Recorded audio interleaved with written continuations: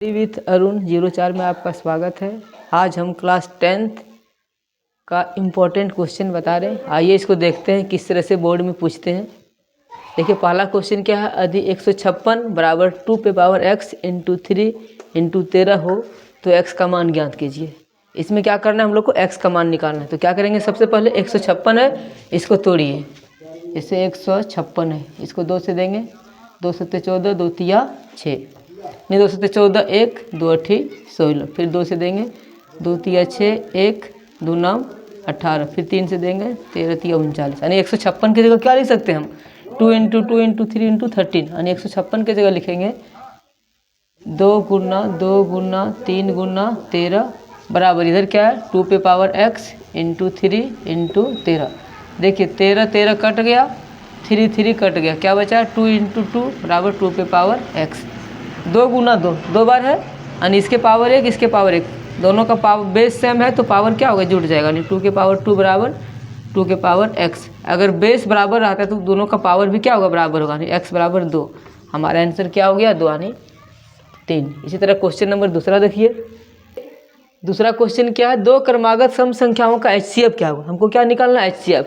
दो क्रमागत सम संख्या, क्रमागत सम संख्या जैसे होता है x, दूसरा हो गया x प्लस 1, लेकिन हमको क्या बोला है, सम संख्या रखना है। तो पहला होगा x, दूसरा x प्लस 1 नहीं, दूसरा क्या होगा x प्लस 2। अब फिर जैसे कि क्या ले लेंगे हम, दो क्रमागत सम संख्या, जैसे पहला लिए 2 तो दूसरा सम संख्या क्या होगा 4। तो हमको क्या करना है, 2 और 4 का HCF निकालना है। तो 2 और 4 का HCF क्या होगा, 2 दूनी 4, क्या हो गया 2 आ गया। यानी HCF हमारा क्या हो जाएगा 2, यानी आंसर ये वाला हो जाएगा। इसी तरह क्वेश्चन नंबर तीसरा देखिए। क्वेश्चन तीसरा क्या है, पाई क्या है। तो पाई क्या, हम लोग जानते हैं कि पाई क्या है, एक अपरिमेय संख्या है। जैसे हमें पूछेगा पाई क्या है, तो पाई अपरिमेय संख्या है। और वहीं पूछेगा पाई का मान जैसे 22/7, ये क्या है, ये एक परिमेय संख्या है। तो हमारा क्वेश्चन क्या होगा, पाई क्या है, एक अपरिमेय संख्या। क्वेश्चन नंबर 2 हो जाएगा, अपरिमेय। अब क्वेश्चन y बराबर px के ग्राफ में बहुपद px का शून्य क्या है। इसमें px का शून्य क्या है, y बराबर px। यानी इसमें जो px में बोला है ना, तो इसमें x को कितना जगह काट रहा है। देखिए एगो x जगह यहाँ पर काटा है, दूसरा यहाँ, यानी 1 और 1 कितना हो गया 2। यानी px का शून्य कितना है 2। क्वेश्चन नंबर 4 का 2 नंबर। द्विघात बहुपद x² प्लस 7x प्लस 7 में शून्यकों का योगफल क्या है। इसमें शून्य का योगफल निकालना है। तो सबसे पहले क्या करेंगे, इसको तोड़ते हैं। जैसे क्या है, x² प्लस 7x प्लस 10, इतना बराबर क्या मान लेंगे 0। जैसे क्या है 10 और लास्ट, फर्स्ट और लास्ट दोनों को गुना करेंगे, इस दोनों को 10 और 7 क्या हो गया 10, 10 गुना x², 10x²। 10 को तोड़ेंगे तो क्या होगा, तोड़ने से क्या होगा, मतलब ऐसा गुना करने से 10 आना चाहिए और जोड़ने या घटाने से 7 आना चाहिए। तो 10 को तोड़ेंगे क्या होगा, 2 पंचे 10, यानी 5 और 2 जोड़ेंगे 7, 5 दूनी 10, 5 और 2 में रिलेशन रखना, यानी हो गया x² plus 5x plus 2x plus 10 का 10 रहेगा बराबर 0। यानी दोनों में हम लोग क्या कॉमन ले सकते हैं, x² और 5x में x लेंगे, x² में x निकला, x बचेगा यहाँ, प्लस 5x में x निकला तो यहाँ 5 बचा है, प्लस अब यही चीज़ हमको इस ब्रैकेट में रखना है x प्लस 5। तो इस दोनों में क्या कॉमन ले सकते हैं, 2 2 दोनों में आएगा, 2 कॉमन लेंगे, x 2 पंचे 10 बराबर 0। इसको ले लेते हैं, x प्लस 2 हमारा आ गया ये, और दूसरा इस दोनों में कोई एक ले लो, x प्लस 5 बराबर 0। दोनों अलग अलग कर लेते हैं, x प्लस 2 बराबर 0 और इधर x प्लस 5 बराबर 0। अब यहाँ क्या होगा, इसलिए x बराबर आ जाएगा प्लस 2 इधर ले जाएंगे -2, यहाँ भी x बराबर 5 को उधर ले जाएंगे -5, यानी शून्य क्या आया -2 -5। अब बोला है कि दोनों शून्यकों का योगफल, यानी 2 और 5 को जोड़ देंगे, -2 प्लस -5 क्या हो जाएगा, -2 प्लस -5, यानी -5 और -2 मिलकर कितना हो गया -7। हमारा आंसर क्या होगा -7, यानी को ये नंबर। ठीक है, नेक्स्ट देखते हैं क्वेश्चन नंबर। देखिए रैखिक समीकरण युग्म 2x - y बराबर 5 और 3x + 2 बराबर 4 का हल है। मतलब इस दोनों का हल कौन है। तो सबसे पहले क्या करेंगे, x और y इसको पुट करके देखेंगे, जिसमें दोनों बराबर आ जा रहा है वही हमारा इसका हल होगा। तो सबसे पहला क्वेश्चन क्या है, पहला नंबर ऑप्शन चेक करते हैं, x बराबर 2 लेना है, y बराबर 1, इसमें पुट कीजिए। x बराबर क्या लेना है 2, यानी हम 2 गुना 2 कर देंगे -y, y का मान क्या है -1 बराबर, देखिए 5 आ रहा है कि नहीं, यानी 2 दूनी 4 और माइनस माइनस प्लस 1, यानी 5 आ गया। इसमें चलो ई वाला हो गया। अब यही चीज़ इसमें मिलाओ, क्या है x बराबर 2, यहाँ पर रखना 3 गुना 2 प्लस 2 गुना y का मान कितना आया है -1, यहाँ -1 रखेंगे। देखिए इतना बराबर 4 आ रहा है कि नहीं, तो 3 दूनी 6 प्लस माइनस माइनस 2 एकम 2, यानी 6 में से 2 गया कितना आ गया 4। देखिए 4 4 आ गया, यानी हमारा यही होगा 1 नंबर ऑप्शन। ठीक है, नेक्स्ट क्वेश्चन देखिए। क्वेश्चन 7 देखिए क्या, रेखिक समीकरण युग्म a1x plus b1y plus c1 equal to 0 तथा a2x plus b2y plus c2 equal to 0 में यदि a1 बटे a2 बराबर b1 बटे b2 is not equal to c1 बटे c2 हो तो निम्न में सही कथन को चुनना है। तो क्या बोला इसमें, देखिए 3 को होता है ना, जैसे हमारा क्या है, पहला a1 बटे a2 is not equal to b1 बटे b2, इसका क्या होता है, एक हल होगा, इसका केवल एक हल होगा। और दूसरा क्या होता है, a1 बटे a2 बराबर b1 बटे b2 बराबर c1 बटे c2, तो क्या होता है इसका होता है अनेक हल होगा, अनेक हल होगा। और तीसरा होता है a1 बटे a2 बराबर b1 बटे b2 is not equal to c1 बटे c2। जब एक केस रहता है तो इसका कोई हल नहीं होगा, इसका क्या होता है, कोई हल नहीं होगा। ये आपको शर्त तीनों याद रखना पड़ेगा। a1 बटा a2 is not equal to b1 बटा b2 रहे तो इसका केवल एक हल होगा। और जब a1 बटे a2 बराबर b1 बटे b2 बराबर c1 बटे c2 है तो इसका अपरिमित रूप से अनेक हल होगा। और तीसरा है a1 बटे a2 बराबर b1 बटे b2 is not equal to c1 बटे c2, तो इसका कोई हल नहीं होगा। तो वही चीज़ बोला, इसका क्या होगा, a1 बटे a2 बराबर b1 बटे b2 is not equal to c1 by c2, यानी ये वाला हमारा अप्लाई हो रहा है, तो इसका कोई हल नहीं होगा। नेक्स्ट क्वेश्चन देखते हैं। 8 क्वेश्चन देखिए, समीकरण निकाय x प्लस 2y बराबर 3 और 5x प्लस ky बराबर 15 का अनेक हल होने के लिए k का मान क्या होगा। हमको k का मान निकालना। देखिए a1 a2 क्या है, a1 b1 c1, ये है a2 b2 c2। इसको देखिए ये +3 इधर ला के -3 कर देंगे, ये 15 इधर आकर क्या होगा माइनस। तो क्या अनेक हल, तो अनेक हल होने का क्या शर्त है, देखिए अनेक हल होने के लिए क्या, a1 बटे a2 बराबर b1 बटे b2 बराबर c1 बटे c2। यहाँ पर देखिए a1 निकालते हैं, a1 बटा a2, a1 बटा a2, यानी इसके जगह क्या है, यहाँ पर कुछ नहीं है तो 1 होगा, और यहाँ क्या है 5, यानी हमारा क्या हो जाएगा 1 बटा 5। नहीं तो लिख लीजिए पहले a1 b1 c1, a1 बराबर क्या हो गया 1, और यहाँ क्या हो गया b1 बराबर क्या हो गया 2, और c1 बराबर क्या हो गया -3। उसी तरह यहाँ पर क्या होगा a2 बराबर 5, b2 बराबर क्या होगा k, और c2 बराबर क्या होगा -15। अब हमको अनेक हल का क्या होता है, a1 बटे a2 बराबर b1 बटे b2 बराबर c1 बटे c2। इसी में पुट कर देते हैं a1 बटा a2, a1 कितना है 1, a2 कितना है 5 बराबर b1 कितना है 2, b2 कितना है k, c1 कितना है -3 बराबर रखना है यहाँ पर c1 माइनस, और c2 क्या है -15।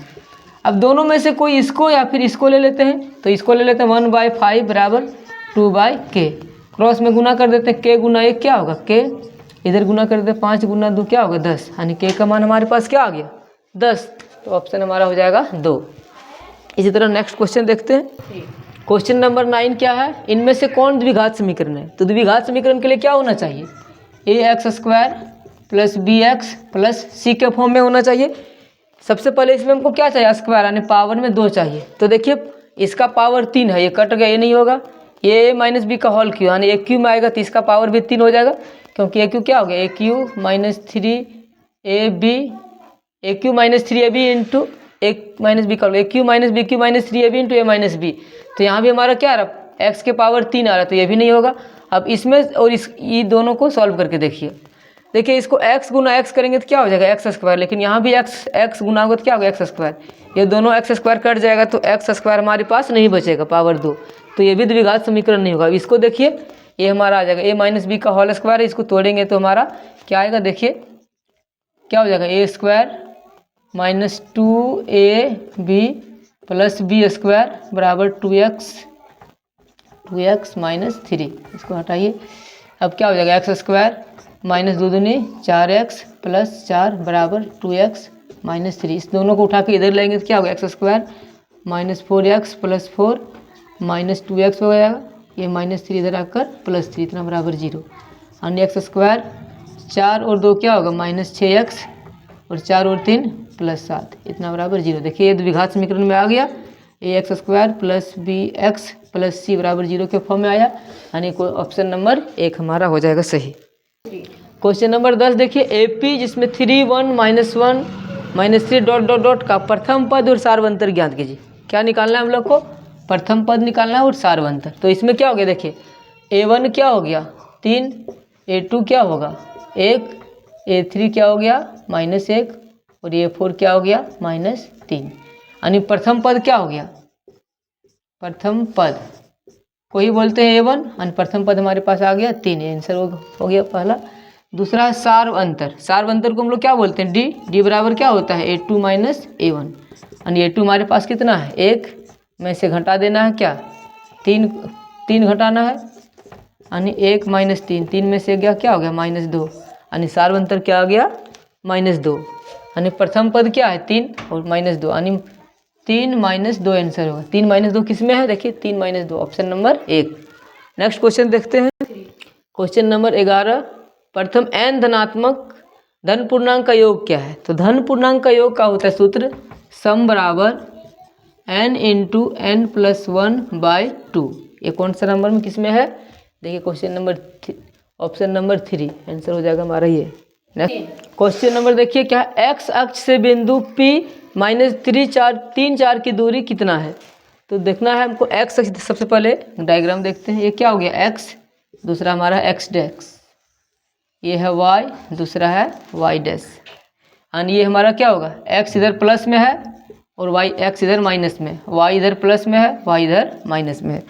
हमारा इसमें क्या होता है, ये x होता है, ये y, यानी x का मान -3 है, तो x का मान माइनस इधर होगा, मान के चलिए ये वाला x है -3 और दूसरा क्या y बराबर 4, यानी y + 4 कहाँ होगा इसके सीधा में, यानी यहाँ पर ये फिगर बनता होगा -3 और 4 का।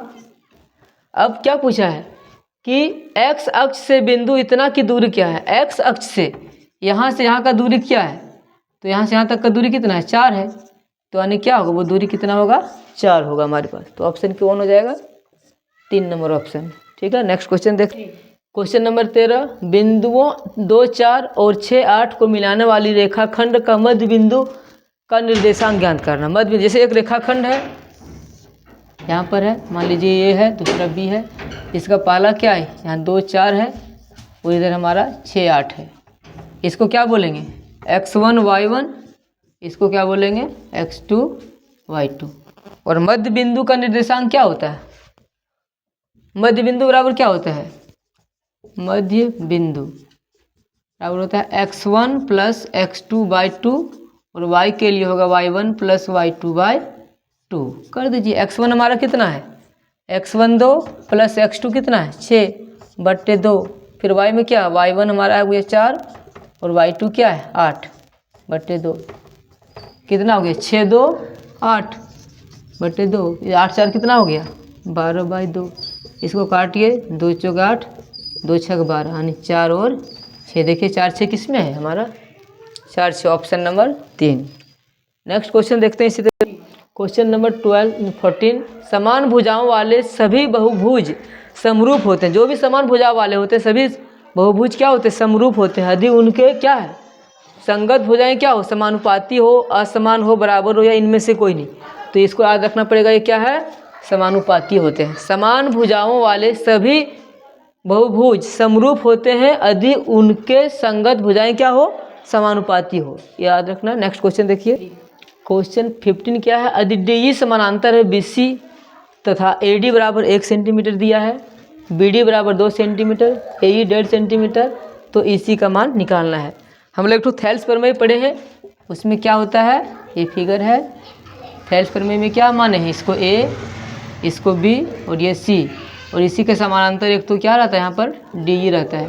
इसका थ्योरम क्या था AE/DB, क्या था नहीं AD/DB बराबर AE/EC, ये वाला EC, और यही चीज़ हमारा यहाँ पर दे दिया, क्या दिया देखिए AD 1 सेंटीमीटर, यानी AD यहाँ से लेकर यहाँ तक कितना है 1 cm दिया है, BD A वाला यहाँ से लेकर यहाँ तक दे दिया है 2 सेंटीमीटर। फिर ए ई यानी यहाँ से यहाँ का मान दे दिया है, ए ई कितना है 1.5। तो बोला है ई सी ज्ञात करना है। ई सी क्या है, ये वाला हमको निकालना है। तो यहाँ फॉर्मूला है ए डी बटे डी बी बराबर ए ई बटे ई सी, ये थ्योरम से आता है।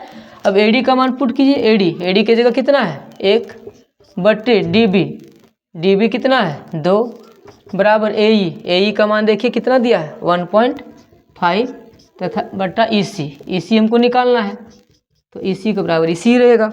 अब इसको क्या करेंगे, क्रॉस में गुना करेंगे, ई सी को गुना कर देंगे 1 से, तो ई सी गुना 1 हमारा क्या रहेगा ई सी ही रहेगा। अब 1.5 को गुना कर देंगे 2 से, 15 दूनी 30, 3.0 यानी क्या आ गया 3 सेंटीमीटर। तो हमारा ऑप्शन क्या हो जाएगा ई सी 3। तो 3 किस में है, ऑप्शन नंबर 1। इसी तरह से नेक्स्ट पार्ट में हम और सारे इंपॉर्टेंट क्वेश्चन बताएंगे। तब तक के लिए थैंक यू।